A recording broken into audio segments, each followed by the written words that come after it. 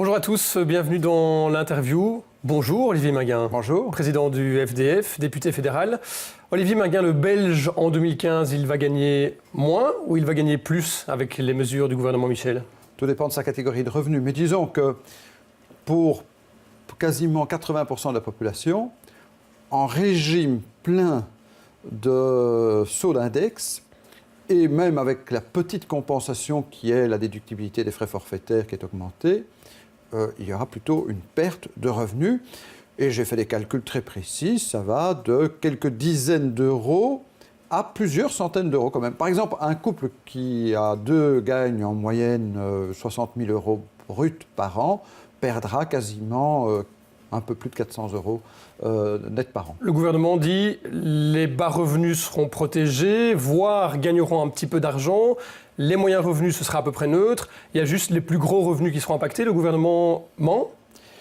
Je crois que tout simplement, d'abord, on n'a pas obtenu les chiffres précis de M. Michel. Je l'ai interpellé à la Chambre sur le sujet très précisément. J'ai, moi, donné mon calcul, mes chiffres d'évaluation des conséquences de ces réformes.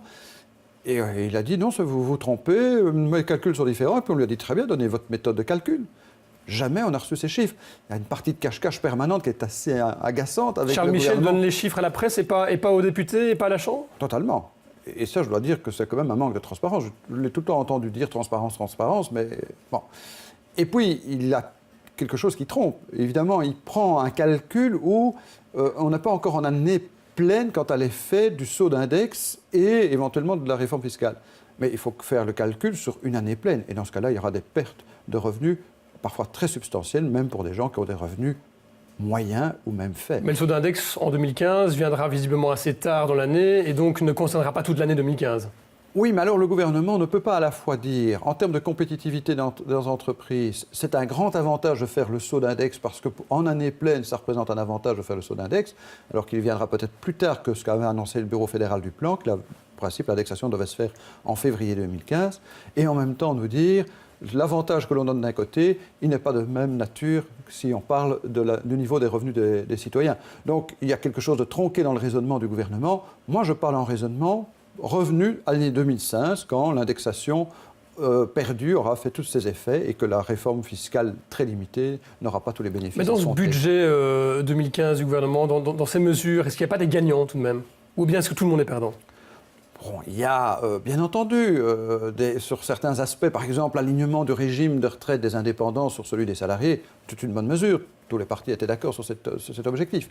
Mais globalement, quand on fait la balance de ce qui est exigé comme effort complémentaire à charge des revenus des ménages et des entreprises, c'est un peu plus de 3 milliards d'euros. Ce qui est injecté pour soutenir la croissance et pour soutenir le pouvoir d'achat, ce n'est que 619 millions. Et quand vous faites la balance de ces deux données budgétaires-là, vous voyez bien qu'une fois de plus, la population va contribuer au financement de l'État et va payer plus d'impôts globalement. Parce qu'il n'y a pas que l'impôt sur les revenus, il y a aussi l'impôt sur la consommation par le relèvement du taux de TVA ou des droits d'accise. Ça a d'ailleurs été expliqué, la diminution du prix du carburant à la pompe ne sera pas répercutée au bénéfice de tous les consommateurs. Il y a un effet cliquet où les accises viennent compenser la diminution. Vous êtes d'accord avec ceux qui disent que c'est un gouvernement pour les patrons et contre les travailleurs? C'est un gouvernement qui ne donne pas de perspective certaine quant à la sortie du tunnel. Les gens peuvent comprendre qu'il faut faire des efforts. Et moi, je n'ai jamais annoncé en campagne électorale, à l'inverse de M. Michel qui disait, d'abord pas d'alliance avec la NVA, mais il disait aussi « ma réforme fiscale est vertueuse, elle n'aura pas d'effet budgétaire ». Et je me souviens d'un débat où il a été jusqu'à dire que pour un couple, c'est pour ça que je lui ai fait la comparaison, pour un couple qui avait 60 000 euros de revenus bruts par an, chacun gagnerait net par mois 350 euros. Ce qui était invraisemblable. Mais il a tenu des discours et des promesses de ce temps. Charles Michel a menti pendant la campagne électorale? Sur la réforme fiscale. Moi, je me souviens qu'il disait les 13 000 premiers euros de revenus seront immunisés de tout impôt, voilà, où on ne paiera jamais plus d'1 euro sur deux de ses revenus, et ainsi de suite, et ainsi de suite. Je pourrais reprendre la longue liste du MR et qui disait la réforme fiscale, on peut l'assumer parce qu'elle n'aura pas de conséquences budgétaires. Personne n'y croyait.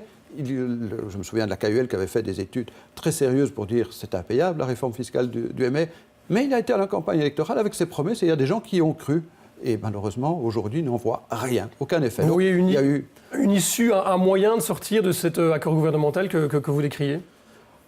Vous savez, ce n'est pas moi qui aurai la maîtrise, pas plus qu'un autre parti de l'opposition, de la cohésion du gouvernement. Je crois que le vrai maillon faible de ce gouvernement, c'est le CDNV qui doit être très mal à l'aise dans ses alliances, qui découvre que finalement, il voulait jouer le rôle de tempérament social de cette coalition. Il n'a pas cette possibilité car la NVA, finalement, impose un rythme d'objectifs qui est assez insoutenable, mais qui aura des conséquences dangereuses. Vous savez, demain, le fonctionnement de la justice, la sécurité, c'est assez étonnant d'ailleurs pour des partis qui se sont beaucoup profilés en disant plus de sécurité, une justice plus efficace. Il y a de telles coupes sombres dans les budgets de la justice et de la sécurité que demain, il y a des services de la justice qui seront fermés. Savez-vous que déjà aujourd'hui, le greffe du tribunal de première instance de Bruxelles n'est plus ouvert l'après-midi? Ça veut dire que pour la mise en état de contentieux, fini. Donc les retards de la justice seront considérables. Il en est de même à la Cour d'appel de Bruxelles. Je pourrais faire le détail, je le vois moi comme ancien avocat, tous les témoignages qui me reviennent. J'ai lu dans la presse récemment, pour prendre un autre secteur, que l'ancien chef de la défense, le général Delcourt, disait on est en train de mettre à néant la défense de notre pays. Alors, bon, on peut être pacifiste, on peut souhaiter en effet de ne plus avoir d'armée à sa disposition. Il n'en demeure pas moins que dans le contexte géopolitique mondial, avoir une capacité de contribution à l'effort commun de l'Europe et de l'OTAN est nécessaire. Ben voilà, c'est la NVA qui dirige le pays aujourd'hui? Je crois que la NVA, oui, ça, que ce soit Bert de Wever qui tire les ficelles, vous savez qu'il ne vient même plus en séance de la Chambre, quasiment. On ne le voit plus. Il est tellement sûr de son pouvoir et de son influence. Mais ce n'est pas lui le Premier ministre. Non, mais c'est quand même lui qui dit ce qu'il accepte ou qu'il n'accepte pas dans cette majorité. On voit bien les dossiers sur lesquels, quand la NVA dit c'est non, on n'en parle pas, tous les autres partis de la majorité se taisent, n'osent plus affronter la NVA.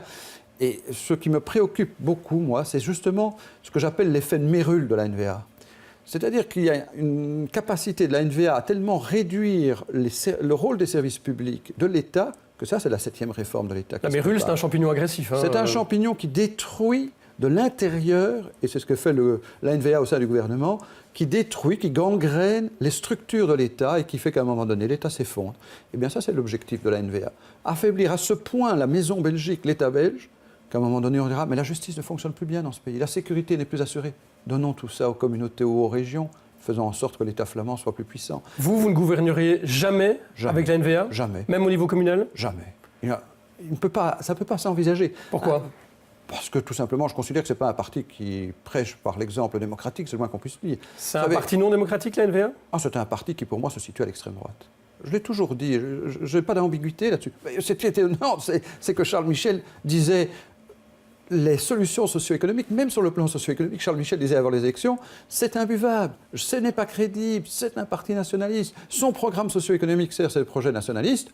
Je crains que malheureusement, Charles Michel, de manière consciente ou inconsciente, laisse faire la gangrène de la NVA. Mais si c'est un parti d'extrême droite, il faut un cordon sanitaire autour de la NVA? Mais moi je l'ai toujours prédit, et je l'ai toujours dit avec beaucoup de force, parce que c'était un parti profondément nuisible. Vous savez, un parti dont des dirigeants aussi importants que M. Yann Bonn ont participé à des cercles d'extrême droite, qui allait inviter un Jean-Marie Le Pen, qui a invité un négationniste anglais à la tribune.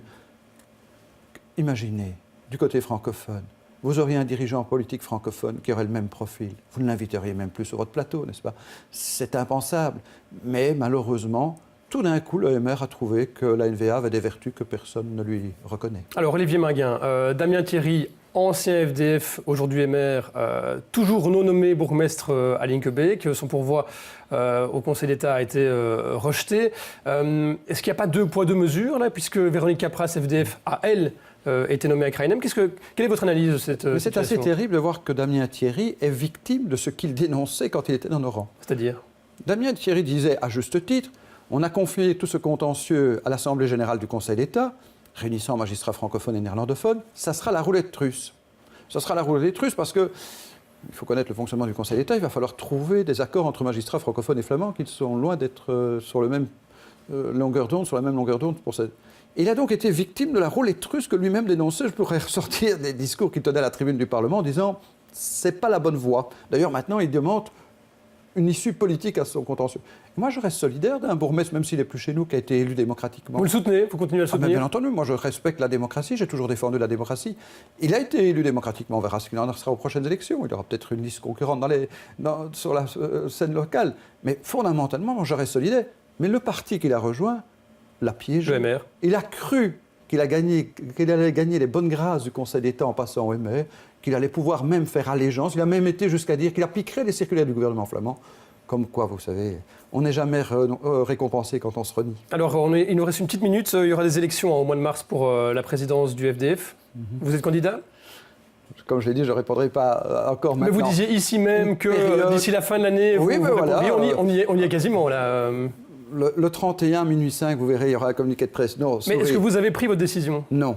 Honnêtement, pas non. Encore. Non, parce que d'abord, je voudrais en parler en famille, avec mes proches, et puis je voudrais en parler avec mes amis politiques.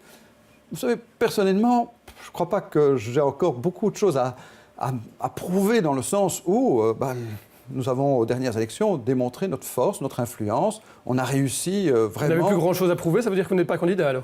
Ça veut dire tout simplement que ce n'est pas une obsession chez moi de dire je dois encore être président parce que j'aurais des choses à réussir. Bon, bien entendu, il y a toujours de nouveaux défis, il faut toujours se remettre en cause, il faut toujours aller plus loin. Mais voilà... Allez, dites-nous, on le saura quand ? À mon avis, début janvier. Début janvier, le 2 janvier ? Oh, peut-être rien plus tard. Je crois qu'il y aura une conférence de presse tout début janvier à ce propos. Merci beaucoup Olivier Maga d'avoir été l'invité de l'interview. Demain, à ne pas manquer les experts, bien sûr, avec 2 autres invités. Emir Kir, PS, et Els Amp, Open VLD et Schfin de la mobilité à Bruxelles-Ville. Merci, bel après-midi.